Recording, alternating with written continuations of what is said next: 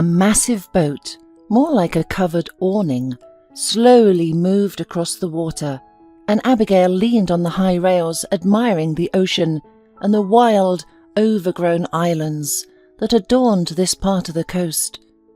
Abigail was incredibly happy and still couldn't believe what had happened. Not long ago, she was a poor girl from the countryside, working as a maid in a rich house. She could only sigh excitedly while looking at the owner's son. And now, the handsome Gavin was her husband, and he brought her here to rest together on a beautiful island lost in the ocean. But how did it all happen? Abigail smiled, feeling like she was in a fairy tale about the poor, unhappy Cinderella. Only instead of a fairy, she had Aunt Lynn.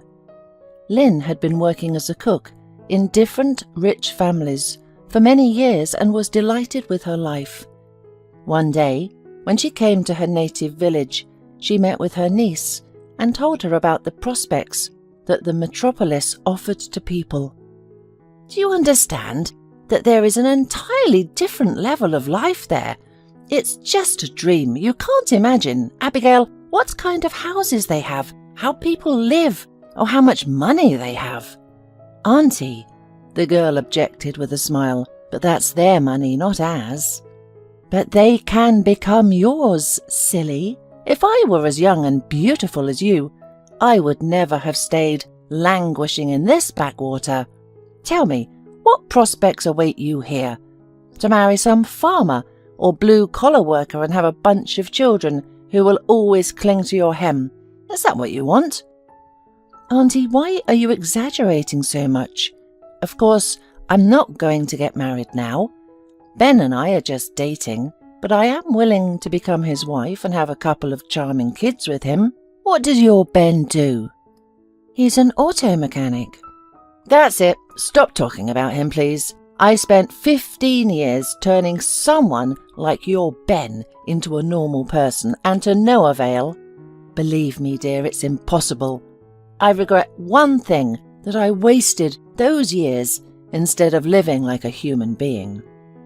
Abigail understood that it was pointless to argue with her aunt, but she still listened to her stories about the lives of wealthy people with pleasure.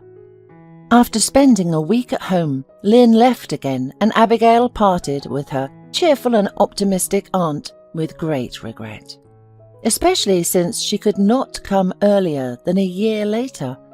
But it was not even a month later when Lynn called Abigail and demanded that she drop everything and fly to her immediately. "Abigail, we have a vacancy for a maid here, and I recommended you to my employers. Buy a plane ticket and come here. The vacancy won't wait." "Auntie, are you crazy?" exclaimed Abigail, feeling, however, how strongly her heart was beating. "What will Ben say?" "What difference does it make to him? Who is he to you? If he likes it, let him sit in his car shop and poke around in other people's cars, instead of buying himself a normal, decent car." "Auntie, we already talked about this. He doesn't have the money for it." "Then let him shut up and not interfere with you earning money." But Ben did not remain silent, and when Abigail told him that she wanted to leave, he got angry. "I can't go with you. You know perfectly well that I have a sick mother, and in addition to everything else, I take care of her." "Then I'll go alone. Ben, understand, I also want to work. My aunt says they pay well there." Abigail affectionately took her fiancé's hand, but he jerked it away. "You're just like everyone else. You only care about money. Have you thought about how we'll be, you there and me here?" "Well, what's the big deal? Even married couples live separately if one of them goes to work far away." Abigail tried to object. "People can live however they want, but I have different principles. My wife should always be here by my side," Ben replied. "Well, I'm not your wife." "What difference does it make? We have something serious between us, and I was going to propose to you, but now I'm uncertain if I should," Ben said. "Well then, stay here with your principles," Abigail shouted, "and I'm leaving tomorrow, and I won't come back to you." "Suit yourself!" Ben exclaimed in anger, hitting the wall with his fist before storming off and slamming the door behind him. Abigail burst into tears. She didn't want to leave Ben and had hoped he would understand her, but now they had foolishly quarrelled and separated forever. After standing there for another minute, Abigail ran after Ben. She wanted to apologize and tell him that she wouldn't go anywhere, that she would stay with him. When she ran out into the street, Ben was getting into his old Ford. The girl called out to him, but Ben didn't even look her way and drove off without a glance back. Seeing this, Abigail felt angry at him and firmly decided to break up with him. The next evening, she boarded a plane that easily carried her away to a new life. Aunt Lynn had been right. Abigail enjoyed working together with her at the house of Mr. and Mrs. Shartoff. They were both no longer young people and treated their servants well, never delaying their salaries. What more could Abigail dream of? Only of their son, Gavin. He had recently turned 30, but still couldn't start a family, preferring short-lived relationships with different girls. This drove Mr. Shartoff crazy, and he often threatened to disinherit his son if he didn't pull himself together. Gavin just laughed at his father's threats, knowing full well that he had a soft and laid-back character. Gavin was the only child of Mr. and Mrs. Shartoff, and he had been used to doing only what he wanted since childhood. At the same time, he had an excellent education, spoke 3 languages fluently, and helped his father a lot in his business, though he remained a restless prankster in his personal life. Lately, after breaking up with one of his passions, he had spent a lot of time in clubs and returned from there quite drunk. One evening he came home barely able to stand. Abigail, who was in the living room at the time, managed to catch Gavin to prevent him from falling. "Why don't you take care of yourself?" she said to him, helping him to his bedroom. "You're so sweet," he said, instead of answering, his tongue barely moving. "Looks like I really overdid it today. Oh, thank you. If my dad saw me in this state, it would be bad. Don't tell him, okay?" Abigail laughed. "Okay, I won't." In the bedroom, Gavin asked Abigail to undress him, and she complied, then helped him to lie down. A minute later he was already asleep, and she, standing over him for a moment, neatly folded his clothes and went to her room. From that evening on, Abigail felt her heart pounding at the sight of Gavin, and if he hadn't noticed her before, now he was throwing interested glances at the girl. This made her blush and hurry away somewhere, but one day, accidentally bumping into him in the hallway, she ended up in his arms and nearly went crazy with happiness when he kissed her. With difficulty regaining her senses, Abigail broke free from his grasp and hurriedly went to her room. Gavin, however, was not going to stop and began to constantly show her attention.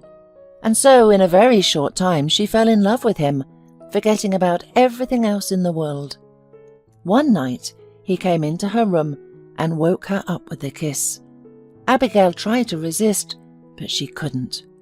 For almost 2 weeks, Gavin came to Abigail every night, until one day Lynn caught him in bed with her niece. She had a headache and decided to ask Abigail for some pills, but when she entered the room, she froze at the sight of what she shouldn't have seen. Without hesitation, Lynn shouted for the whole house to hear, and Gavin's parents came down to find out what happened. "Your son seduced my niece," Lynn declared to Mr. Shartoff. "Of course, she's also at fault, but you can understand the girl. Naive fool believes in love at first sight, and couldn't resist him. Who will need you now? And he, as usual, is drunk. Just look at him." "Don't worry, Lynn," Gavin's father said angrily. "My son will marry your niece, since he likes her so much, and maybe I'll finally have some grandchildren." Gavin's mother cried. Gavin started shouting at his father. Abigail was crying too, huddled in the corner. Only Lynn stood calmly, with her arms crossed and a victorious look. The scandal was grandiose, and in the end, Gavin left the room slamming the door with all his might. His parents followed him. Alone with her aunt, Abigail became brave. "Why did you do all this?" "I didn't want anyone to know." "Listen, since you let him into your bed, finish what you started. And think, do you want to be his wife or just another abandoned girl he wiped his feet on? Do you know why the maid who worked here before you left? Because he brainwashed her in the same way and then left her, threatening to ruin her reputation if she told someone. In the end, he paid her a little and advised her to leave his house. She wasn't lucky to have an aunt like me, and believe me, I'll make sure you become his wife, and then we'll see how it goes." Lynn kept her word, and 2 months later, Abigail became Gavin's wife. Mr. Shartoff organised a magnificent wedding, but the newlyweds couldn't go on a honeymoon because Gavin was too busy with his business. Only 6 months later, he finally managed to take 2 weeks off to rest with his wife on the ocean coast. "Listen, Gavin, can we go to some island? I saw pictures in magazines. It's so beautiful," Abigail asked her husband. "Okay," he agreed, looking at her strangely. "You'll have your island." And now they were sailing on this huge, strange boat, with a couple of locals manoeuvring it skillfully between the islands. While Abigail was admiring the beauties of nature, Gavin was talking to the ship's owner. "Is this a residential island?" he asked, pointing to a patch of land covered in lush greenery. "It used to belong to some millionaire," he replied eagerly. "Well, no one has been here for many years." "Why?" "That millionaire I told you about. He had the largest serpentarium here. He got rich from snakes, grew, crossed and sold them, as well as harvested venom for sale. Something went wrong once. Anyway, after he didn't answer the calls for a long time, people came to the island and found the millionaire and his 5 assistants dead. They all died from snake bites. The millionaire lay in his bed, covered in dozens of snakes." "And what happened next?" asked the interested Gavin. "Nothing. The millionaire had no heirs and no will. I don't know who owns the island now. It has been abandoned for many years, but the snakes have multiplied incredibly. People are afraid to come here because it's a sure death," the captain replied. Gavin looked at the captain strangely but said nothing. Abigail, who didn't know any foreign languages, didn't understand anything from the conversation between her husband and their guide, and continued to admire the surroundings calmly. When their walk ended and they returned to the island where their bungalow was, Gavin hugged his wife. "Well, are you happy?" he asked. "Yes, dear, very much," she replied. She did not see how her husband winced at her words. He once again thought about how much he hated his own wife, who was forced upon him against his wishes. Gavin gave in, realizing that this time his father was not joking and would not forgive him. But how tired he was of this stupid peasant woman. Gavin was ashamed to show her to his friends. She was nothing like his fashionable, glamorous girlfriends. But he couldn't divorce her and lose his inheritance because of this wretch. And how could he get rid of this hated wife? There was no way out, and Gavin endured, waiting for the first convenient opportunity. And now it seemed that it had come. It was the perfect solution, to take his wife to an island teeming with snakes and leave her there. Later, he could say that he didn't even suspect the danger. No one will suspect him of evil intent, and who would accuse a grieving widower who lost his young wife? People would be told that they stopped on the island for only an hour. They wanted to be alone, feel like Adam and Eve. Who would judge them for that? Then he would tear, saying that while he was unloading the boat, Abigail went into the thicket. He heard her screams, rushed to help, but it was too late. His wife, bitten by poisonous snakes, died in his arms. But he himself managed to escape a terrible death, returning to the boat. Gavin smiled. The plan was magnificent. No one would suspect anything, and everything would work out as he intended. Abigail, on the other hand, had no idea, enjoyed her lunch with an appetite, and when her husband suggested another sea walk in the evening, renting a boat for this purpose, she eagerly agreed. "Gavin, darling, this is so romantic. I love you very much." "I love you too, dear," Gavin replied calmly. "Maybe we should ask our captain," she suggested.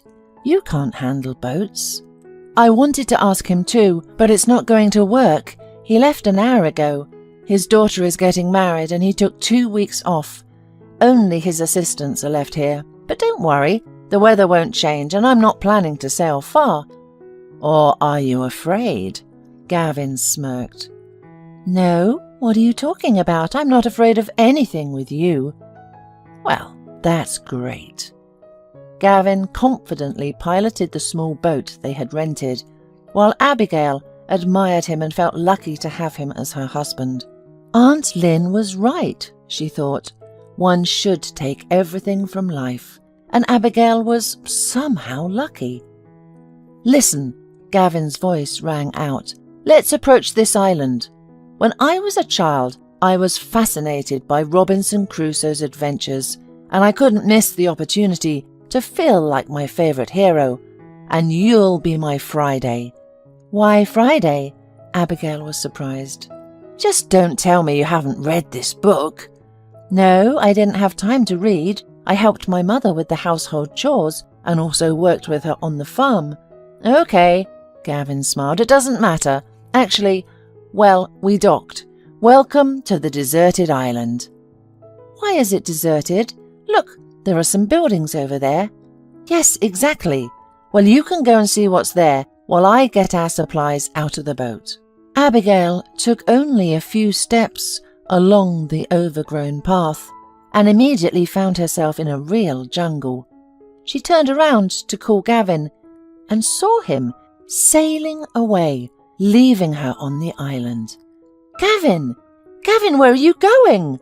She rushed to him, but he didn't even turn at her voice. After a few minutes, he disappeared from sight, circling the island. Abigail was left alone. Confused, not understanding anything, the girl burst into tears. She did not expect such a move from her husband and was terrified. Abigail spent an hour on the shore, hoping Gavin would return soon. Then she decided to get to the house, hidden deep on the island, and see if there was a phone there. But as soon as she entered the surrounding jungle, she heard a vicious hissing and instinctively jumped back, screaming in horror. Several snakes were writhing under her foot, and a giant python hung from the nearest tree, swaying its triangular head. Abigail ran to the shore, only now noticing that the sand was marked with strange stripes.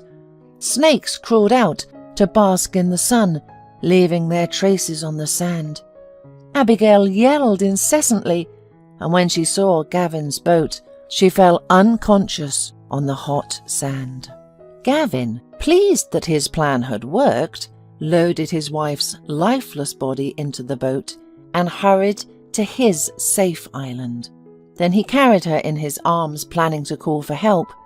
But then Abigail came to her senses, jumped to her feet, and attacked her husband, slapping him in the face. "You left me there! You left me!